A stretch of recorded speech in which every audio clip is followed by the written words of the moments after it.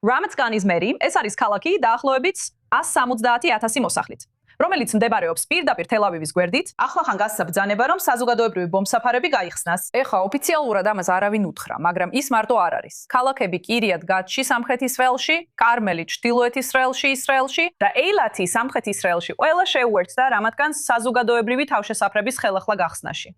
მიუხედავად იმისა, რომ შინადანი ფრონტის სარდლობის მითითებები არ შეცვლილა, ასე რომ ეროვნული განგაში ამაღლებული არ არის. ეს უბრალოდ მუნიციპალიტეტებია, რომლებიც ფაქტობრივად საკუთარ გადაწყვეტილებებს იღებენ. მაგრამ იმის გათვალისწინებით, რომ აშესიშუმ ირანს 12 ღამე ზედიზედ დაარტყა და ირანმა ღიად დაემუქრა ისრაელს, ადამიანები ძალიან ყურადღებით აკვირდებიან ამას. ცხადია, ჩვენ ასევე ვიხილეთ ტრამპის ბოლო მუქარები აქსიოსთან საუბარში, რომ მასიური თავდასხმა ირანის ისლამურ რესპუბლიკაზე ამჟამად აშშ-ისთვის რეალურ შესაძლებლობად ჩანს. ეხლა მინდა ჩვენ სტუდიის სტუმრებს მიუბრუნდე. აქ ბევრი რამ გვაქვს განსახილველი. ჩვენთან ერთად არის ჩვენი საერთაშორისო საკითხების ანალიტიკოსი, დამპერი ჩვენთან ერთად არის უსაფრთხოების ანალიტიკოსი, The Ross Handler-ის რეპორტის წამყვანი იაკოვ ლაპინი და რა თქმა უნდა, ჩვენი უფროსი კორესპონდენტი ევენ ალტერმანი. მოგესალმებით ყველას. კარგი, ვფიქრობ, აშკარად მოგვიწევს ცოტა ვისაუბროთ ისრაელის გათვლებზე, სანამ ამერიკის პრეზიდენტის კომენტარებზე გადავიდოდეთ. იაკოვ, მინდა შენ მოგმართო. რას ფიქრობ ამ გადაწყვეტილებაზე, რომელიც ისრაელის ქალაქებმა მიიღეს? და აშკარად, არა ყველა, მაგრამ ნამდვილად. იცი რა მათგანი მნიშვნელოვანი მოსახლეობის ცენტრია, სადაც თავშესაფრები ხელახლა გახსნეს. როგორ ფიქრობ, როგორ აღიქვამენ ამას ისრაელები? მე ამას ზედმეტ მნიშვნელობას არ მივანიჭებდი. აშკარაა, რომ ეს მუნიციპალიტეტები ერთობლივ მიმდინარე შეფასებებში მონაწილეობენ ისრაელის თავდაცვის ძალების შინაგანი ფრონტის სარდლობასთან ერთად. შესაძლოა მათ მოისმინეს, რომ მზადყოფნა და სიფრთხილე გაიზარდა.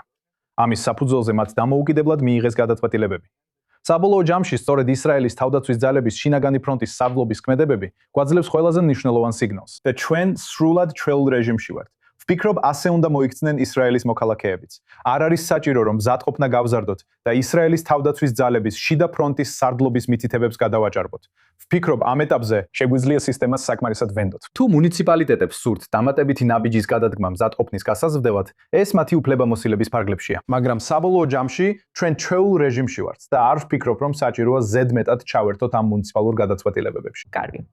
ეხლა მინდა შენ მოგმართო, რადგან აშკარაა, რომ მოვისმინეთ ტრამპის სიტყვები, როცა მან თქვა, რომ იყო მასიური ამერიკული თავდასხმა მზადდება ამ წუთებში, როცა საქმე ეხება, იცი, ისლამური რესპუბლიკის დარტყმას, რომ ისრაელი მზად იქნებოდა შეუერთდეს 2 წუთში.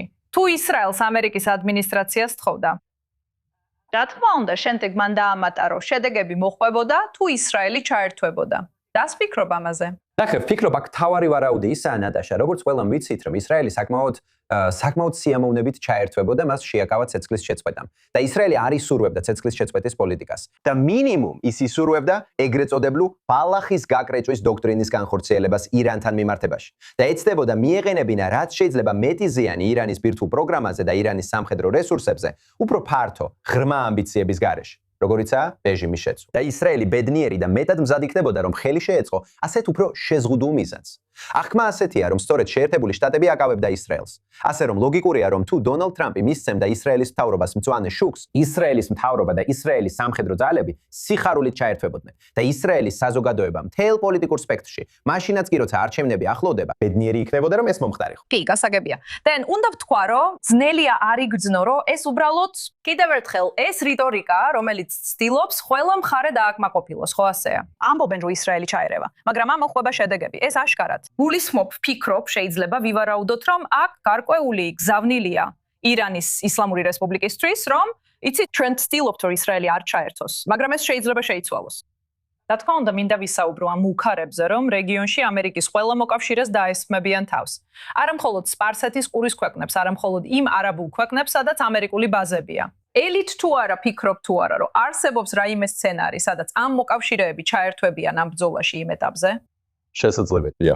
განსაკუთრებით მაშინ თუ ომი ამჯერად როგორც ყველა ამბობს, ბალახის გაკრეჭვის მსგავსი არ იქნება და თუ ეს იქნება საბოლოო ომი რეჟიმის დასამხობად, შემიძლია ვნახო, რომ ისინი შეუერთდებიან განსაკუთრებით არაბთა გაერთიანებული საამიროები, რომელსაც რეალურად აქვს ქმედუნარიანი არმია. მაგრამ არა მხოლოდ ისინი, საუდის არაბეთი, რომელიც ბოლო დროს ბევრს განიხილავენ, შეიძლება პოტენციურად შეუერთდნენ. არ ვფიქრობ, რომ მათი ისე სურთ ეს როგორც ისრაელს.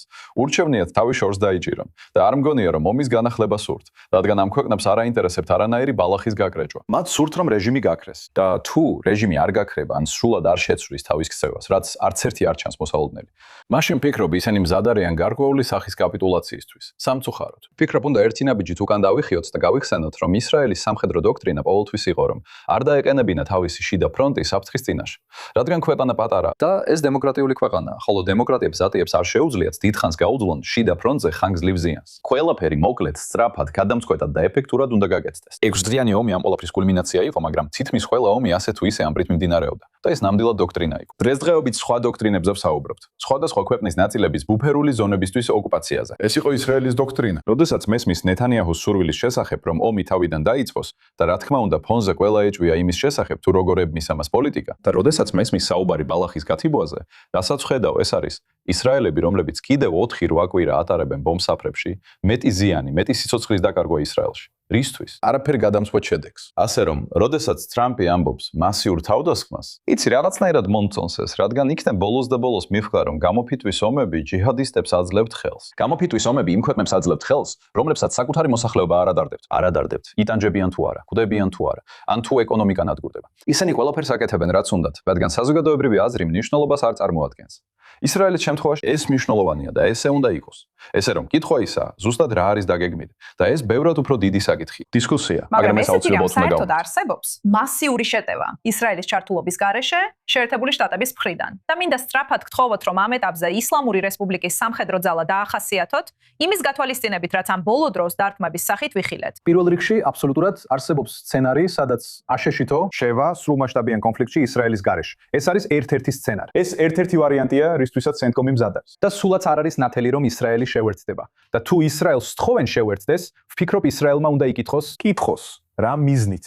რა არის მიზანი? რადგან თუ ეს მხოლოდ ამერიკის მოლაპარაკებების პოზიციის გასაუმჯობესებლად და ხორმუზის სრუტეში, ყველა პატივისცემით, ეს არ არის ისრაელის უსაფრთხოების ინტერესი, რომელიც გამოიწვევს რაკეტების ჩამოვარდნას აქაურ ქალაქებზე. დღის ბოლოს ირანის სამხედრო მანქანა თქვენს მეორე კითხვაზე პასუხად, ის სერიოზულად დასუსტებულია.